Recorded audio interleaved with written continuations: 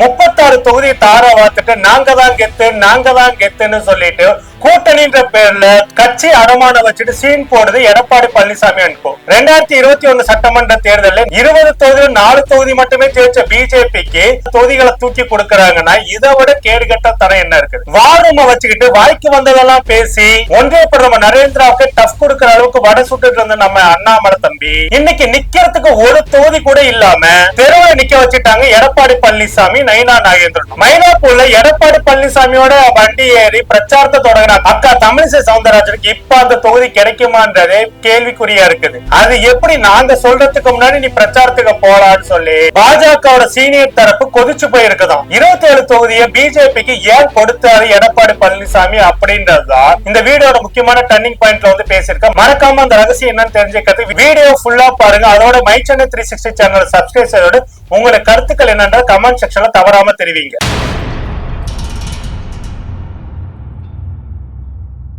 My Chennai 360 தோழர்களுக்கு வணக்கம். இன்னைக்கு தமிழ்நாட்டு அரசுல ஒரு மிகப்பெரிய பகடையாட்டம் நடந்துட்டு தான் இருக்குது. ஒரு பக்கம் திமுக 175 சீட்டுகளோட உதயசூரியன் சின்னத்துல நிக்கிறாங்க.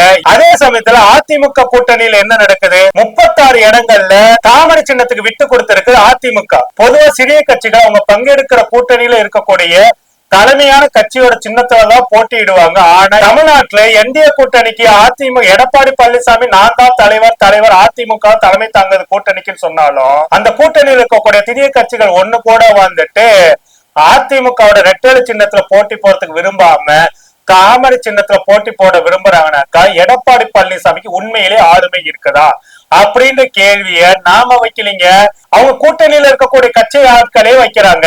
டெல்லி பாஜக தலைமைக்கு பயந்து ஒட்டுமொத்த அதிமுகவையும் சரண்டர் பண்ணி வச்சிருக்கிற எடப்பாடி பழனிசாமி இன்னைக்கும் சில அதிமுக தொண்டர் ராஜதந்திரின்னு சொல்றதுதான் கேலி கூத்தாதான் இருக்குது. அண்ணாமலைக்கு ஏன் சீட்டு கொடுக்கல? தமிழிசை சவுந்தரராஜன் மேல மீண்டும் கடுகடுப்பை ஏன் டெல்லி மேலிட காட்டுது? எல்லாத்தையுமே இந்த வீடியோல இன்னும் கொஞ்சம் டீட்டெயிலா பார்ப்போம். தமிழ்நாட்டுல என்டிஏ கூட்டணிக்கு நாங்க தான் தலைமைன்னு சொல்லிக்கிட்டே இருந்த எடப்பாடி பழனிசாமி தொகுதி பங்கீடுகள் குறித்து பேசுவதற்கு டெல்லிக்கு போய் டெல்லி கொடுத்த லிஸ்ட கொண்டாந்து தமிழ்நாட்டுல ஒப்பிச்சுக்கிட்டு 36 தொகுதிகளை தாமரை சின்னத்துக்கு தாரை வாத்திருக்காங்க. நல்லா சொல்ற, தாமரை சின்னத்துக்கு 36 தொகுதிகள் கிட்டத்தட்ட தாரை வாத்திருக்காரு எடப்பாடி பழனிசாமி. கிட்டத்தட்ட நாங்க வந்துட்டு கூட்டணிக்காக வந்து பேச்சுவார்த்தை குழுவெல்லாம் அமைச்சிருக்கோம்னு சொன்னவங்க அந்த பேச்சுவார்த்தை குழு என்ன செஞ்சது எதுன்னு யாருக்குமே தெரியல.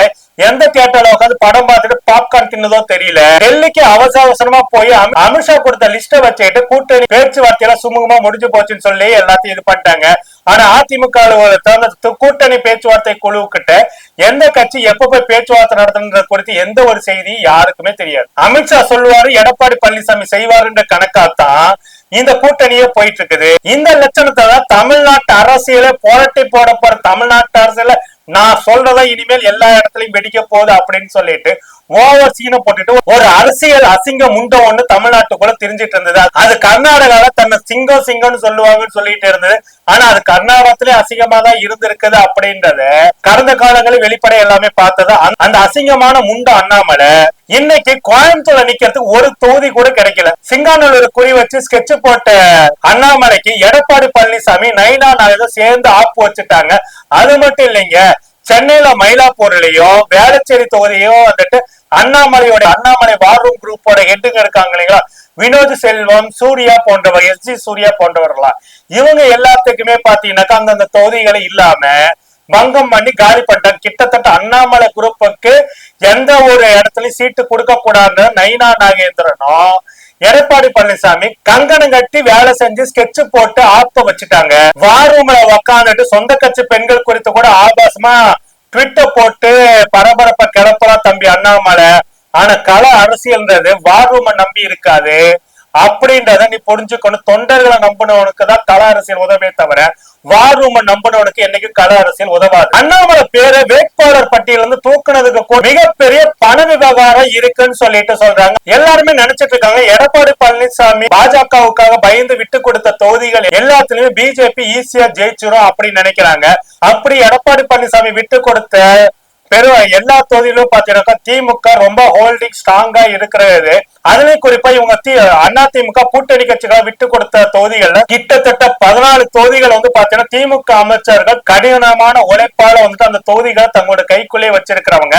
அந்த தொகுதிகள்ல அவங்களை மீறி யாரும் ஜெயிக்க முடியாது அப்படின்னு நிலைமைதான் இருக்குது. அதாவது எடப்பாடி பழனிசாமி கூட்டணி கட்சிக்காக மட்டும் இல்லைங்க, பிஜேபிக்கு விட்டு கொடுத்த அத்தனை தொகுதிகளுமே பாத்தீங்கன்னா திமுக ஸ்ட்ராங் ஹோல்டு ஏரியா. குறிப்பா ராதாபுரம், ஆவடி, திருவண்ணாமலை, திருச்செந்தூர். இதுல முக்கியமா இன்னொன்னுன்னா எங்களோட தொகுதியான ராசிபுரம். இந்த தொகுதியும் பாத்தீங்கன்னாக்க எப்பவுமே ஒண்ணு அங்க வந்துட்டு திமுக அதிமுக மாறி மாறி வர கடந்த 2 தேர்தலும் அங்க திமுக தான் ஜெயிச்சிட்டு இருக்கிறாங்க. ஆனாலும் பாத்தீங்கன்னா அதிமுகவுக்கு நல்ல ஹோல்டு இருக்கிற ஒரு கட்சி தான். திமுகவுக்கு ஸ்டஃப் கொடுக்கிற ஒரு ஏரியாவா தான் ராசிபுரம் தொகுதி இருக்குது. அப்படி இருக்கும்போது பாத்தீங்கன்னா அந்த தொகுதிய உண்மையை சொல்லனாக்கா பாஜக விட்டு கொடுத்தது கூட எனக்கு பெரிய விஷயம் இல்ல. பாஜக விட்டு கொடுத்தா அங்க எல்முருகனை நிக்க வைப்பாங்கன்னு பார்த்தா அது கூட கிடையாதாம. இப்ப அங்க விபி துரைசாமி பத்தி ஒரு விஷயம் சொன்னாக்கா நாங்க பக்கத்துல உட்காந்து, ஏன்னா விபி துரைசாமி வந்துட்டு பாத்தீங்கன்னாக்கா முன்னாள் ஒன்றிய இணையமைச்சர் திரு காந்தி செல்வன் அவருடைய சேனல்ல ஒர்க் பண்ணிட்டு இருக்கும் போதே பாத்தீங்கன்னாக்கா விபி துரைசாமி அங்க இருக்கவங்களுக்கு கட்சி வேலை செய்யற தொண்டர்களுக்கு வந்துட்டு அண்ணன் காந்தி செல்வன் அவர்கள் கறி விருந்து ஏதாவது வச்சாக்கா வயிறு எறிவாரு இவங்களுக்குல. ஏன்னா அண்ணன் காந்தி அண்ணனை பொறுத்த வரைக்கும் வேலை செய்யறவங்களுக்கும் அவங்க கட்சி தொண்டர்களும் நல்லா இருந்தாதான் அவங்க வந்து ஹோல்டிங் இது வந்து நல்லா இருக்கும். கறி விருந்து நிர்வாகிகளோட தொண்டர்களுக்கு நல்லாவே போடுவாரு. அப்படி இருக்கும்போது பாத்தீங்கன்னாக்கா தொண்டர்களுக்கு போற கறி விருந்த பார்த்துட்டு வயிறு எரிஞ்சு சொல்லு விட்டு புலம்பி தள்ளவரை நம்ம விபி துரைசாமி. அதனால நான் நேரடியா பார்த்தேன். அதனால சொல்றேன், கட்சி நிர்வாகிகள் வந்து வேலை செய்ய போறாங்க. அப்ப யாருக்காவது வந்து தெரிஞ்சோ தெரியும் பிரியாணியில் ஒரு லெக் பீஸ் வந்துட்டா போதும், விபி துரைசாமிக்கு அது தெரிஞ்சு போச்சுன்னா வயிறு புலம்ப ஆரம்பிச்சிருவாரு. ஐயோ நமக்கு லெக் பீஸ் கிடைக்கலன்னு அந்த மாதிரியான கேஸ். அதனால அந்த விபி துரைசாமி எல்லாம் பாத்தீங்கன்னாக்க இன்னைக்கு வந்துட்டு கறி சோத்து கலையிற விபி துரைசாமி எல்லாம் இன்னைக்கு கொண்டு வந்து வேட்பாளரை நிறுத்தி வச்சிருக்காங்க போல.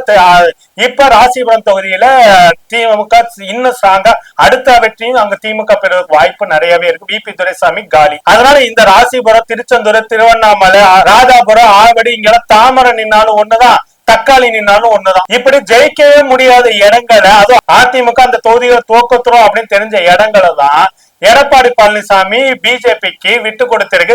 கிட்டத்தட்ட இந்த தொகுதிகளை நின்னா ஜெயிச்சலான்னு சொல்லிட்டுதான் பிஜேபி அவங்க எடப்பாடி பழனிசாமி டிமாண்ட் அதிகமா கொடுத்திருந்தாங்க. ஆக மொத்தத்துல இந்த தேர்தல பிஜேபியை காலி பண்றதுல எடப்பாடி பழனிசாமி உறுதியா இருக்கா. எடப்பாடி பழனிசாமி உறுதியா இருக்காலும் இந்த தொகுதிகளை வந்துட்டு பிஜேபிக்கு கொடுத்த தொகுதிகளை அதிமுக தொண்டர்கள் உறுதியா இருக்காங்க. அதனாலதான் பிஜேபியை வந்து தோக்கடிக்கிறது இல்ல.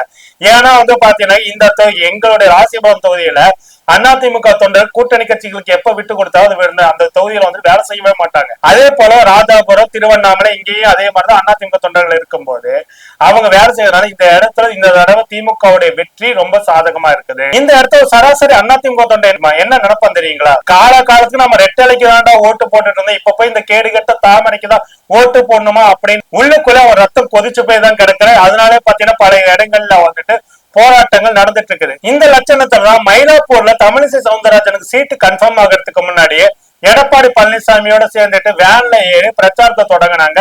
அக்கா தமிழிசை சவுந்தரராஜன், மேடம் உங்களுக்கு சீட்டு கன்ஃபார்ம் ஆச்சுனாக்கா அண்ணன் எடப்பாடி பழனிசாமி கூப்பிட்டாருன்னு வந்தா அப்படின்னு சொல்லிட்டு இது பண்ணும்போது அவங்க வந்து மழுப்பிட்டு ஓடி போயிட்டாங்க. இது வந்து டெல்லி தலைமைக்கு ரொம்ப டென்ஷன் ஆயிடுச்சு. அக்காவுக்கு நோட்டீஸும் அனுப்ப தயாராயிட்டாங்களா. இன்னொரு பக்கம் நைனா நாயகன் திருநெல்வேலியை ஓட்டு அப்படி இப்ப சாத்தூருக்கு ஓடுறாரு. அங்க போய் ஒரு KKSSR மோதுறாரு அப்படின்னாக்கா சோழி முடிஞ்சு போச்சு. ஆரம்பத்துல சொன்னாலே ஒரு முக்கியமான ட்விஸ்ட் அதுதான் வந்துட்டு எந்தெந்த தொகுதிகள்லாம் பிஜேபிக்கு வந்துட்டு அதிமுக விட்டு கொடுத்ததோ அந்த தொகுதிகள் எல்லாமே சில அதிமுக நிர்வாகிகளை டம்மி வேட்பாளர் நிறுத்த போறாங்கன்னு ஒரு பேச்சு அடிபடுது. கிட்டத்தட்ட அதிமுகவுக்கு வந்துட்டு கொஞ்சம் ஓட்டு வங்கி இருக்கக்கூடிய தொகுதிகள் பிஜேபி வந்து கரெக்டா கரம் பிடிச்சு வாங்கினதுனால எடப்பாடி பழனிசாமி இதுக்கு வந்துட்டு ஓகே சொல்லிட்டதாகவும் அதிமுக டம்மி வேட்பாளரை சுயேட்சையாக களமிறக்கி பிஜேபி வந்துட்டு அதாவது அந்தந்த டம்மி வேட்பாளர் எல்லாமே ஓரளவுக்கு சவுண்ட் இருக்கவங்களும் ஒரு 1000 ஓட்டு 2000 ஓட்டா பிரிச்சாவது பிஜேபி வந்துட்டு தோக்கடிக்கணும் அப்படின்றதுல எடப்பாடி பழனிசாமியும் வந்துட்டு இதுக்கு கிரீன் சிக்னல் கொடுத்திருக்காங்க இந்த டம்மி வேட்பாளருக்கு அப்படின்ற தகவல் எல்லாம் இருக்குது. அப்படிப்பட்ட இந்த ஒரு விஷயம் தான் வந்து பாத்தீங்கன்னா இன்னைக்கு இந்த தேர்தல மெகா ட்விஸ்டாவே இருக்குது. அதே போல இன்னொரு பக்கம் வந்து பாத்தீங்கன்னா விஜய் வராரு, சீமான் வர 4 முனை போட்டி, சசிகலா ராமதாஸ் அவர்கள் சேர்ந்துட்டாங்க 5 முனை போட்டின்னு சொன்னாலும் இவங்க எல்லாருமே வந்து ஓட்ட பிரிக்கிறாங்க. இதுல பெரும்பாலும் இவங்க எல்லாம் பிரிக்க போறது வந்து விஜய் அவர்கள் பெரும்பாலும் பிரிக்க போற திமுக ஓட்டுன்னு சொன்னாலும் அது வந்துட்டு உண்மையிலே கள நிலவரத்துல அதிமுகவுடைய ஓட்டா இருக்குது. சீமான் அவருடைய ஓட்டு பிரிப்பு அப்படின்றது பாத்தீங்கன்னா ரெகுலரா தெரிஞ்சதா. இதுல விஜய் அவர்கள் வந்து பாத்தீங்கன்னாக்கா அதிமுக திமுக ஓட்டோட அதிமுக ஓட்டுகளையும் சீமானுடைய நாம் தமிழர் ஓட்டுகளையும் தான் அதிகமா பிரிக்க போறாரு. சீமான் அவர்கள் வந்து பாத்தீங்கன்னாக்கா வலதுசாரி தமிழ் தேசிய பேசிட்டு இருக்கிறதுனால திமுக ஓட்டுகளை விட இந்த முறை வந்துட்டு அதுவும் வந்து பாத்தீங்கன்னா அதிமுக என்டிஏ கூட்டணிக்கு தான் ஆப்பா மாற போகுது. அதை விட முக்கியம் சசிகலா அவர்களும் ராமதாஸ் அவர்கள் ஐமுனை போட்டின்னு சொல்லிட்டு சீன் போட்டுட்டு இருக்காங்களே, ஒருவேளை அவர்கள் வேட்பாளர் நிறுத்தினா அந்த இது வந்து பாத்தீங்கன்னாக்கா குறிப்பாக அன்புமணி ராமதாஸுடைய பாட்டாளி மக்கள் கட்சி எங்கெல்லாம் ஆட்கள் நிறுத்தலாம் அந்த இடத்துல ராமதாஸ் அவர்கள் ஆட்களை நிறுத்துவாங்க. அங்க வந்து பாத்தீங்கன்னா குறைஞ்சது ஒரு 500 ஓட்டு 1000 ஓட்டு அது வந்துட்டு பிரிஞ்சு போயிடும் அதிமுக ஓட்டுல இருந்து. அது ஒரு பக்கம் என்டிஏ கூட்டணிக்கு அது ஒரு பக்கேடுனா, இன்னொரு பக்கம் வந்து சசிகலா அவர்கள் நிறுத்தக்கூடிய கேண்டிடேட் ஒரு தொகுதிக்கு 100 ஓட்டு 50 ஓட்டு பிரிச்சா கூட அதுவும் என்டிஏ கூட்டணியோட தோல்விக்கு பெரும் பாதிப்பை கொடுக்கும்.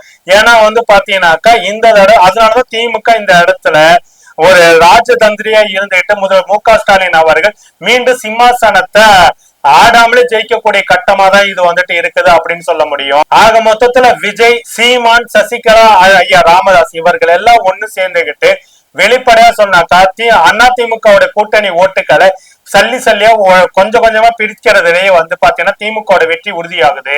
உண்மையிலே இப்ப இருக்க சூழல்ல தாவேகா தற்கொலைகள் போடுகின்ற எந்த ஒரு ஓட்டும் பாத்தீங்கன்னாக்கா இந்த தேர்தல்ல உண்மையிலே திமுகவுடைய வெற்றி வாய்ப்புக்கு பெரும்பகுதியை உதவ போகுது. உண்மையிலே தமிழ்நாடு சமூக நீதி மண். இது எந்த விதத்திலையும் மதவாத சக்திகளுக்கு நேரடியாகவும் சரி மறைமுகமாகவும் சரி வரக்கூடிய மதவாத சக்திகளுக்கும் அவங்களுக்கு பல்லக்கு தூக்குற அடிமைகளுக்கு இடமே கொடுக்காது. இந்த தமிழ்நாட்டுல அவங்களுக்கு இடமே இல்லைன்றது இந்த தேர்தல் மீண்டும் உறுதி செய்ய போகுது. என்னதான் ரெட்டலைக்குள்ள தாமரையை ஒழிச்சு வச்சுட்டு வேலையை செஞ்சாலும் தமிழ்நாட்டுக்கு வந்துட்டு இவங்க வந்து ஆப்பாதான் இருக்கும்னு சொல்லிட்டு அந்த ரெட்டலைக்கும் தாமரைக்குமே ஆப்ப வந்துட்டு சொருவதோடு விசுவோட சத்தத்தையும் நொறுக்கிறதுக்கு தயாராக தான் இருக்குது தமிழ்நாடு. உண்மையை சொன்னாக்கா எடப்பாடி பழனிசாமியோட இந்த மூக்கு அப்புறமேட்டு அதிமுக கட்சி இந்த 2026 சட்டமன்ற தேர்தலுக்கு பிறகு இருக்குமா, உயிர் போட இருக்குமா இருக்காதா? அண்ணாமலையோடைய உழைப்பை வந்து உதாசீனப்படுத்தினது சரியா? தாவேகா தற்கொலைகளுடைய ஓட்டுகள் வந்துட்டு யாருக்கு சாதகமாக போகுது யாருக்கு பாதகமாக போகுது அப்படின்றதெல்லாம் கமெண்ட் செக்ஷன்ல மறக்காம தெரிவிங்க. அதோட முக்கியம் இந்த வீடியோ உங்க நண்பர்களுக்கு ஷேர் செய்யுங்க தோழர்களை. மீண்டும் இன்னொரு வீடியோ சந்திப்போம். நன்றி, வணக்கம். தமிழக மக்கள் வந்து ரொம்ப தெளிவாதான் இருப்பாங்களே தவிர்த்து இது அயோத்தி மாதிரி ஆக்கலாமே இதுல என்ன தவறுன்னு கேக்குறாருன்னா அப்ப அவர் எந்த அளவு இவருக்கு அறிவு இருக்கு நயினார் நாகேந்திரன் அவர்களுக்குன்னு இதுலயே மக்கள் தெளிவா புரிஞ்சிருப்பாங்க. அப்ப நீங்க என்ன சொல்ல வரீங்க? நேரடியா நாங்க அப்படிதான் பண்ணுவோம், நாங்க பிஜேபியை உள்ள நுழைக்கிறதுக்கு RSS மூலமா எல்லா காரியங்களையும் நாங்க இதெல்லாம் வந்து ஒரு சின்ன சின்ன சின்ன விஷயங்கள் அப்படியே குட்டி குட்டியா அரிச்சு அப்படியே பெரிய பூதாகரமா ஆக்கி அதுல ஒரு சந்தோஷப்படுறதுதான் பிஜேபியோட நோக்கம். என்னன்னா தமிழக மக்களுடைய நிம்மதியை